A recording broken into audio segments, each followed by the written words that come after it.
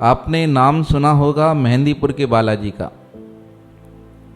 आगरा के समीप है, जयपुर से जाएंगे आगरा के मध्य बहुत विशाल मंदिर है मेहंदीपुर बालाजी का।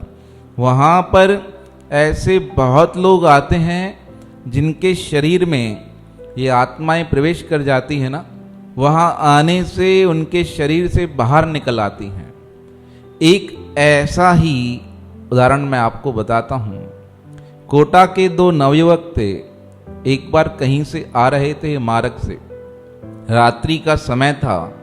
अब कहीं ना कहीं उनको किसी चीज़ की आवश्यकता पड़ी, मार्ग में उतरे तो एक बरगद का पेड़ था। उस बरगद के पेड़ के नीचे उन्होंने लघु शंका कर दी एक बालक ने। अब जो होना था हो गया। कार में बैठे, कार में जैसे ही बैठे घर पहुंचे, रात्रि के 1 बज चुके थे। जिसने यह क्रिया की थी उसके शरीर में कुछ कंपन होने लगा। बालक चिल्लाने लगा, अलग अलग आवाजें करने लगा।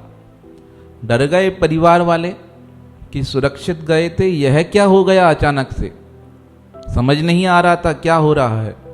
अब वह बालक रात को 2 बजे अपने एक हाथ से डबल बेड का पलंग उठा ले, कभी टेबल उठा ले, कभी कोई सामान इधर उधर फेंके। उसके दोस्त को बुलाया गया, क्या हुआ है? कहा हम तो ठीक थे, मैंने छोड़ा इसको घर, मैं तो चला गया। कहा कार में कोई क्रिया हुई? कहा कुछ नहीं।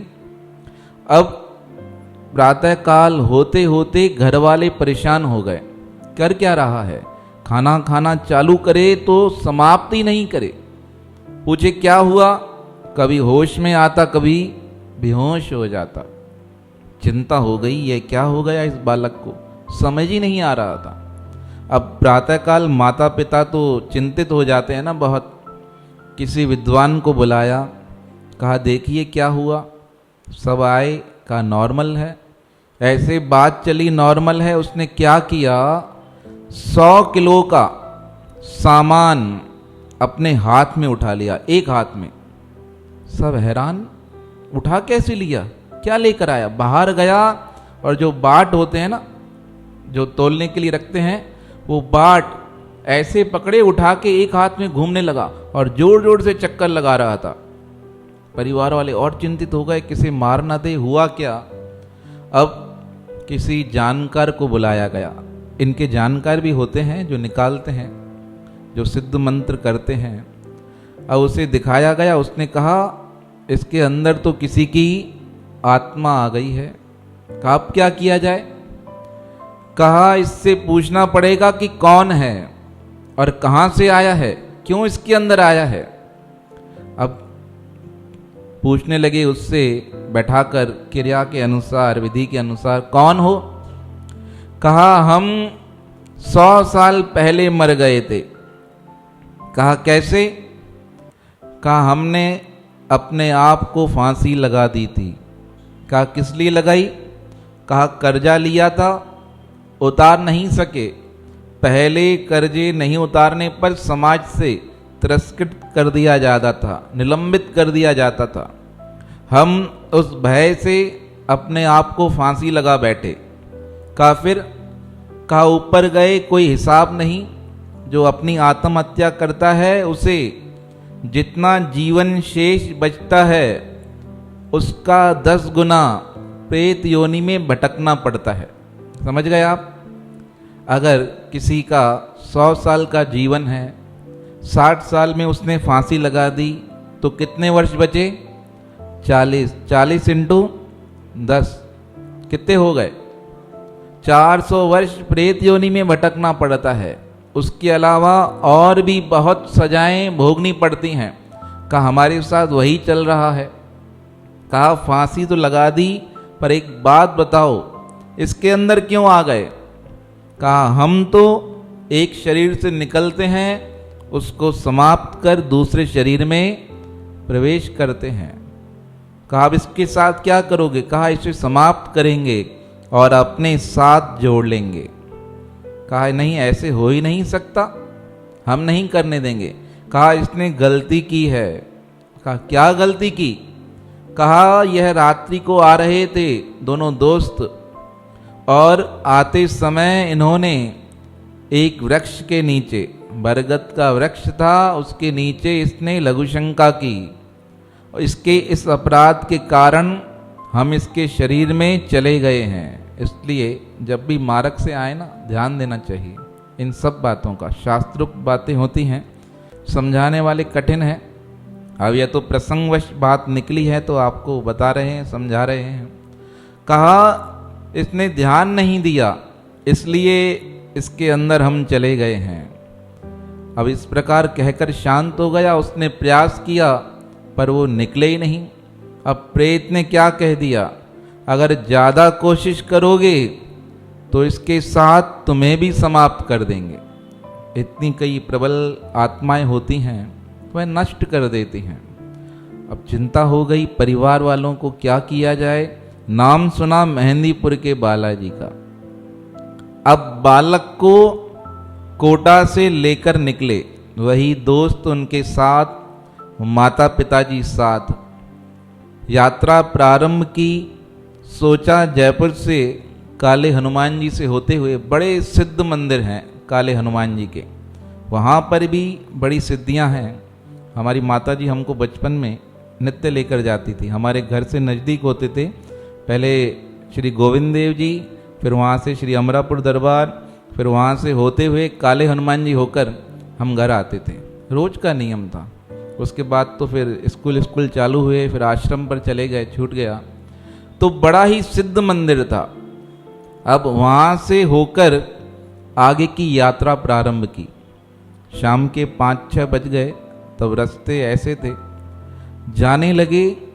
रास्ते पे अचानक जिसके अंदर यह आत्मा प्रविष्ट थी ना, उसके हाथ पैर बांध दिए गए थे, कहीं कुछ करे नहीं। जैसे ही रास्ता आया सुनसान, इसकी शक्ति बढ़ने लगी। इसने दोनों हाथों की शक्ति बढ़ाकर अपनी रस्सियां तोड़ दी, और रस्सी तोड़कर क्या किया, जो इसका साथी था ना, जो गाड़ी चला रहा था, उसकी गर्दन को जकड़ लिया। और इतना तेज जकड़ा, कहने लगा मुझसे पंगा मत लेना, तू मुझे इस शरीर से मुक्त कराना चाहता है, मुझे वहाँ लेकर जाना चाहता है जहाँ मैं इसके शरीर से निकल जाऊंगा, वहाँ जाने से पहले ही मैं तुझे समाप्त कर दूंगा। अब गाड़ी चल रही थी, बहुत प्रयास किया, माता पिता ने छुड़ाने इनका, एक दोस्त और था उसने छुड़ाने का, पर उसने बहुत जोर से प्रहार किया। जो गाड़ी चला रहा था उसका एक दांत भी टूट गया, दूसरे को पकड़ लिया। गाड़ी चलती जा रही है। अब इसने अपने हाथ से स्टीयरिंग चलाना चालू किया। वो कुछ कर नहीं पा रहे थे, पीछे जकड़ लिया था। सामने से बस आ रही थी। जो दोस्त था ना इसका, वो भगवान हनुमान जी का परम भक्त था, और हनुमान जी के भक्त के ऊपर कभी ऐसी आफत जीवन में आती नहीं है। नाशे रोग हरे सब पीरा, जो सुमरे हनुमत बलवीरा। जो सिद्धि प्राप्त हनुमान जी को प्रार्थना करता है, उसके दुख चले जाते हैं। अब इसने प्रार्थना की, प्रभु रक्षा कीजिए। अब आप सोचिए, सामने से बस आ रही है तेज रफ्तार में, अंधेरा है, और यह क्या कर रहा है, यह गाड़ी को सीधा उसके अंदर लेकर जा रहा था कि सबकी लीला समाप्त हो जाए। जब इस प्रकार हो रहा था तो उन्होंने बताया, लिखकर भेजा। तभी अचानक से एक ऐसा दिव्य चमत्कार हुआ जिसे देखकर हम सब हैरान हो गए। कहा मैंने तो प्रत्यक्ष देखा। कहा जैसे ही बस और गाड़ी की भिड़ंत होने वाली थी, तभी अचानक से एक जंगल से ऐसा कोई वानर प्रकट हुआ जिसने हमारी गाड़ी को धक्का दे दिया। हमारी गाड़ी जैसे ही बस के अंदर जाने वाली थी ना, वो पता नहीं कहाँ से प्रकट हुआ, गाड़ी कार को धक्का देकर अपनी दिशा में लगा दिया। और जैसे ही दिशा में लगाया, हमारी गाड़ी तो लहराते हुए चलने लगी। और जब मेरी उस समय आंखें बंद हो गई। मुझे सब कुछ लाल लाल दिखाई दिया, कुछ समझ नहीं आ रहा था, ना गाड़ी संभल रही थी ना चल रही थी। बस इतना पता था कि किसने मेरा गला पकड़ रखा है।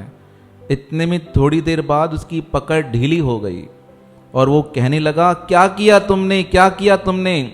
और ऐसा करके शांत होकर बैठ गया। थोड़ी देर बाद 5-10 मिनट बाद गाड़ी रोकी। मैंने देखा कि सब सुरक्षित हैं, सही हैं। पुनः चलना प्रारंभ किया। तब तक जिसके अंदर आत्मा थी वो शांत बैठा था। मैंने अपने दोस्त से पूछा, कैसे हो? सब उसके मुख से खून निकल रहा था और कुछ नहीं। चलते जा रहे थे धीरे धीरे करके। हम मेहंदीपुर की बालाजी पहुँचे। वहाँ के जो पंडित हैं और विद्वान हैं जो ये क्रियाएं कराते हैं उनसे मिले। उनसे मिलने के बाद हमने बताया अपना सारा हाल। उन्होंने कहा 2 दिन यहाँ रुकिए। 2 दिन वहाँ रुके। रुकने के बाद उन्होंने एक बात बताई जिसे सुनकर हमारे ही रोंगटे खड़े हो गए। उन्होंने बताया, जब तुम्हारी कार चल रही थी, कहा हमने उनसे बात नहीं निकाली थी, उन्होंने बिना कहे बता दी। कहा जब तुम्हारी कार चल रही थी उस समय एक विशाल वानर आकर तुम्हारी रक्षा करके गया और रक्षा के साथ उसने इस आत्मा के शरीर पर, इस प्रेत आत्मा के मुख पर मुक्का मारा और उस प्रेत आत्मा के मुख से भी क्या बहने लगा, जो उनके रूप में हम खून कह सकते हैं पर प्रेत आत्मा के रूप में कुछ पीप टाइप होता है, वो निकलने लगा। कहा वो भयभीत हो गया। कहा वह जैसे तैसे शांत रहा। अब तुम यहाँ आए हो तो इसके शरीर से निकल गया है, पर हकीकत बताएं वह वानर और कोई नहीं, साक्षात हनुमान जी आकर तुम्हारी रक्षा करके गए हैं। कहा तुम्हारा विश्वास सच्चा था ना, पक्का था, तभी हनुमान जी वहाँ प्रकट हो गए। तो विश्वास जहाँ होता है वहाँ प्रभु प्रकट हो जाते हैं।